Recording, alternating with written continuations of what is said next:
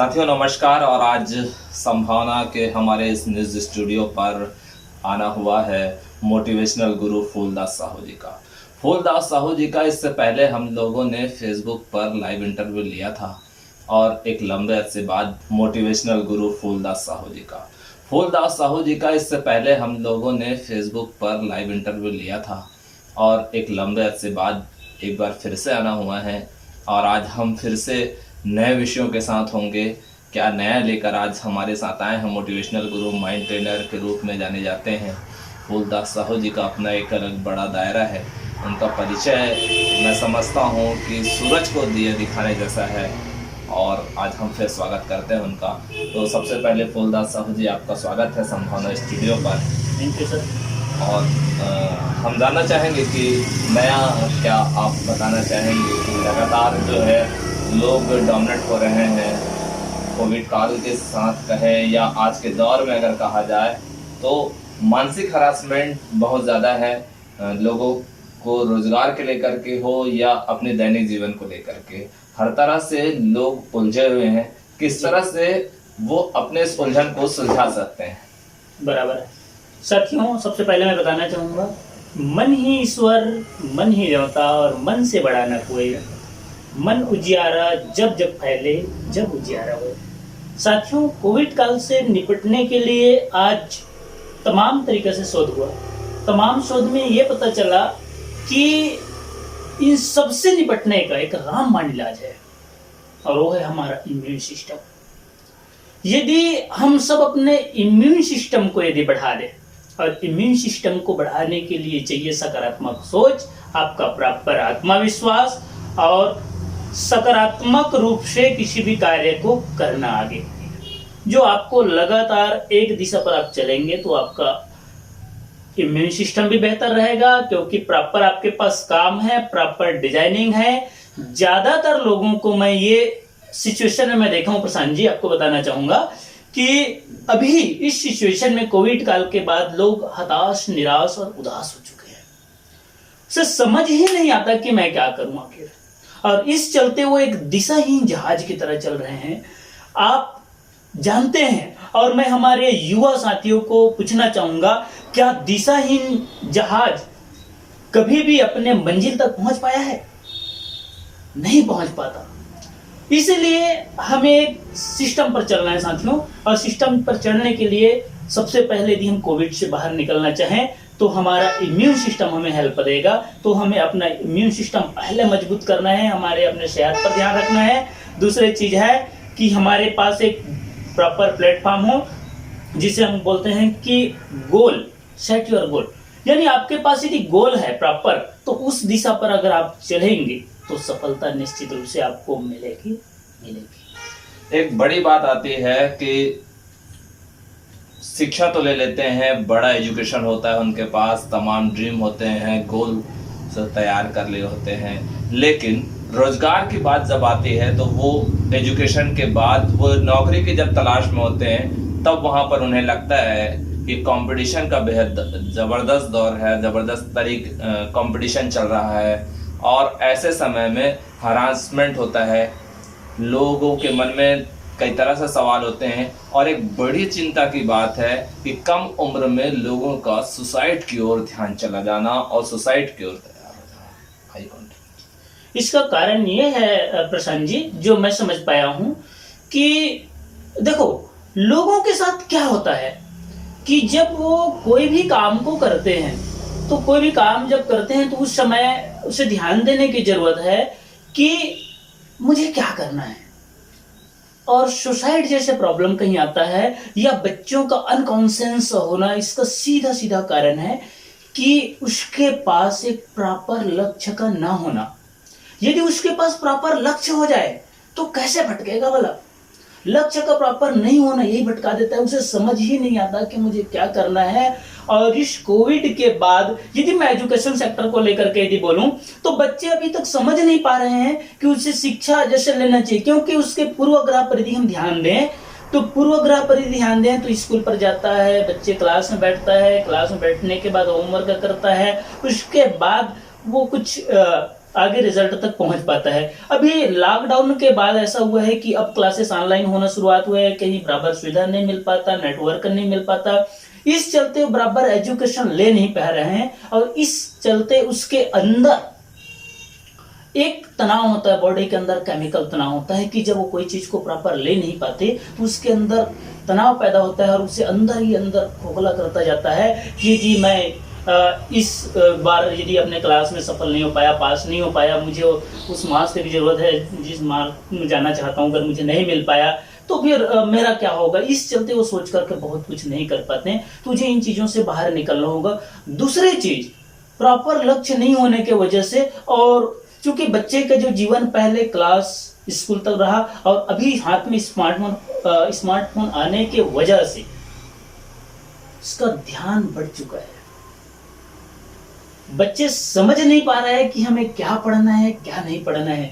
बच्चे ये भी नहीं समझ पा रहे हैं कि मुझे उस स्मार्टफोन से क्या लेना है, और उसके अंदर और बहुत सारी सुविधाएं हैं, वहां पर जाकर के उलझ गए हैं, और इसके चलते सीधा असर उसके लाइफ स्टाइल पर पड़ा है। लाइफ स्टाइल यानी सुबह सोने से लेकर सुबह सोकर के उठने से लेकर रात को सोने तक का समय, सुबह उठने का समय बिगड़ चुका है, दोपहर का टाइम बिगड़ चुका है, रात का टाइम बिगड़ चुका है, और इस चलते वो बराबर कोई भी चीज को कर नहीं पाते। यानी कोई बच्चे फ्री फायर में ज्यादा समय इन्वेस्ट कर रहा है, कोई पबजी खेल रहा है, और तमाम प्रकार के गेम आ चुका है और वहां पर अपने समय इन्वेस्ट कर रहा है, और जितना समय उसे एजुकेशन को जो देना चाहिए वो दे नहीं पा रहा है। तो ये बड़ा प्रॉब्लम है। और यहाँ पे मैं एक और पॉइंट नोट किया हूँ कि यहाँ अभी जो बड़ा प्रॉब्लम आ रहा है वो है ट्रांजैक्शन का। यानी हर माता पिता को लगता है कि मेरा बच्चा ये करना चाहिए और नहीं कर पा रहा है। बच्चे को यह लगता है कि मुझे एक्स्ट्रा प्रेशर दे रहा है, मैं ये नहीं सीख पा रहा हूँ, इसमें मैं क्या कर सकता हूँ।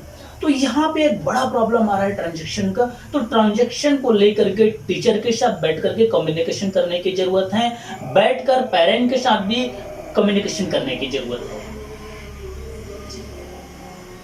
सर, कम्युनिकेशन की बात आ रही है, और एक जो बात आपने कही कि गोल का डिसाइड नहीं हो पाना, कम्युनिकेशन बड़ा विषय है। कम्युनिकेशन गैप बहुत ज़्यादा हो जाता है। बच्चे मोबाइल के ज़रिए आज पढ़ाई कर रहे हैं।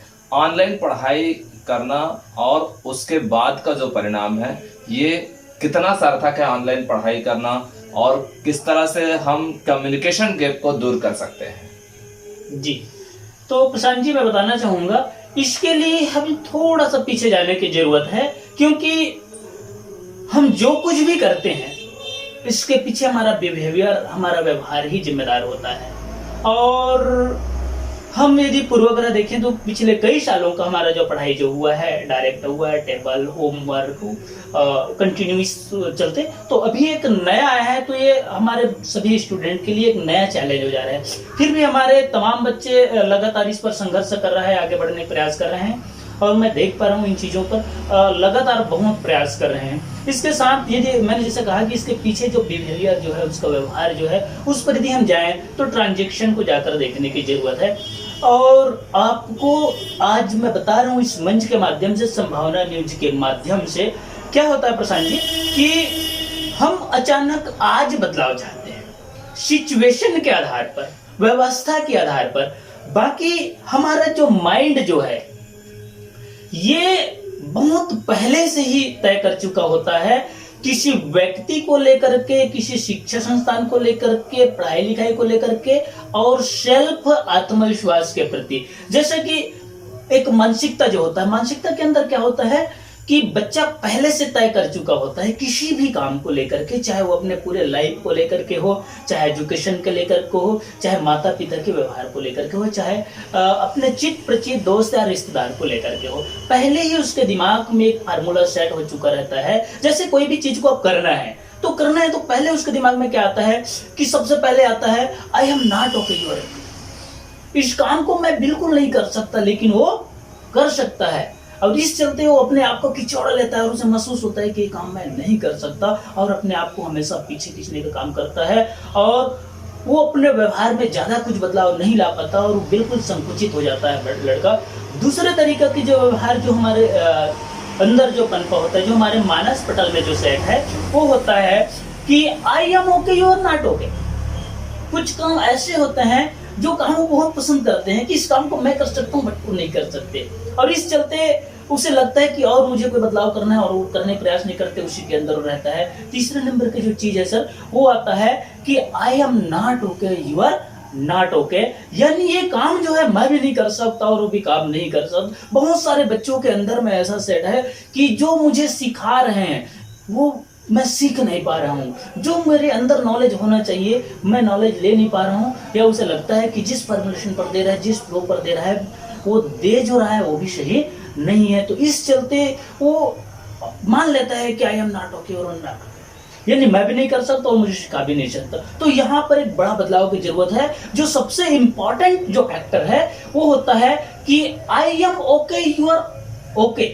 इस चीज को अब बदलना है। देखिए, ये हमारे मानस पटल में जब हम जन्म लेते हैं और जन्म लेने के साथ धीरे धीरे एक एक कदम आगे बढ़ते जाते हैं, 2 साल, 4 साल, 8 साल, और 8 साल के उम्र तक के बच्चे के मानस पटल में पूरे सेट हो चुका होता है इस चारों सिद्धांत के ऊपर कि I am not okay, you are okay, I am not okay, you are okay, I am not okay, you are okay, I am not okay, you are not okay, I am okay, you are okay. ये set हो चुका है और ये believe system जो है आज तोड़ने के प्रयास करेंगे बच्चे, तो इसलिए उसे एक तकलीफ होता है, परेशानी होता है। फिर भी मैं हमारे युवा पीढ़ी को, हमारे बच्चे को और तमाम वर्ग को मैं सजेशन जरूर करना चाहूंगा कि हमें विन विन के भावना की तरफ चलना है, यानी हमें ये हमारा मान्यता सेट करने की जरूरत है कि you are okay, I am okay, मैं भी खुश हूं, आप भी खुश रहो, मैं सुंदर हूं,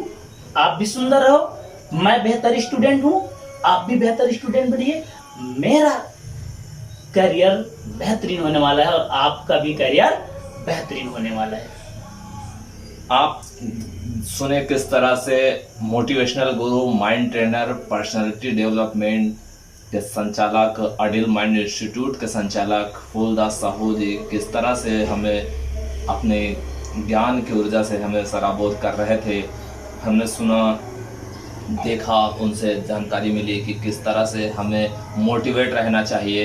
एक सारांश से निकल के आता है पॉजिटिव थिंकिंग, पॉजिटिव रिजल्ट। सकारात्मक सोच ही, सकारात्मक विचार ही सकारात्मक परिणाम को जन्म देता है, ये कह सकते हैं। और आगे हम फिर मिलेंगे जल्द ही एक नए विषय को लेकर के, नई बात, नए जगह पर और नए विचारों के साथ, नए सवालों के साथ। तो आज के लिए बस इतना ही। धन्यवाद। Thank you sir. एक मैसेज के साथ मैं आज की क्लास खत्म करूं। अभी हमारे युवा पीढ़ी, बच्चे, बुजुर्ग सभी को जो जरूरत है, इस कोविड काल से बाहर निकल करके हम, आप सोचिए फ्रेंड्स, आपको बेहतर कब महसूस होता है? जब आपको एक्स्ट्रा मिल जाए। बराबर है प्रसन्न जी? आपको खुशी कब होगा? जब आपको कोई चीज एक्स्ट्रा मिल जाए और वो कहीं और से नहीं आता, अपने अंदर से आता है। Habit of going extra mile कहता है कि आपको यदि कोई चीज चाहिए, चाहे वह सफलता हो, चाहे वह एजुकेशन हो, चाहे वह दुनिया की कोई भी काम हो, यदि आप उस काम में सफलता चाहते हैं, और हम बाहर जो चाहते हैं कि मुझे एक्स्ट्रा कुछ मिले, हमारे बच्चे को कुछ एक्स्ट्रा मिले, तो उसके लिए अपने अंदर पहले यह आदत डेवलप करने की जरूरत है, लाने की जरूरत है। वह आदत है habit of going extra mile. तो इसलिए यह आदत मैं चाहता हूं कि आप अपने अंदर तमाम पेरेंट्स भी डेवलप करें और तमाम स्टूडेंट को भी ये कराएं। तो निश्चित रूप से यह है कि वो एक्स्ट्रा पढ़ाई करने में ध्यान देगा, रिजल्ट भी बेहतर आएगा। हमारे बिजनेसमैन साथी जो हैं, यदि यह नॉलेज अपने अंदर ले आए तो इस कोविड काल में अपने आप को उस तनाव से बाहर निकल सकते हैं और तनाव से बाहर निकाल करके एक बेहतर शुरुआत कर सकते हैं। हैबिट एक्स्ट्रा माइल मतलब क्या समझे साथी? एक्स्ट्रा माइल मतलब आज हम पहले जो कर रहे हैं उससे थोड़ा एक्स्ट्रा काम करने की जरूरत है, और अब जब एक्स्ट्रा काम करेंगे तो आपको एक्स्ट्रा भी मिलने वाला है। चाहे वह एक्स्ट्रा आपको योग करने की जरूरत है, एक्स्ट्रा आपको बुक पढ़ने की जरूरत है, एक्स्ट्रा आपको अपने काम को समझने की जरूरत है, एक्स्ट्रा अपने काम में आपको मेहनत करने की जरूरत है।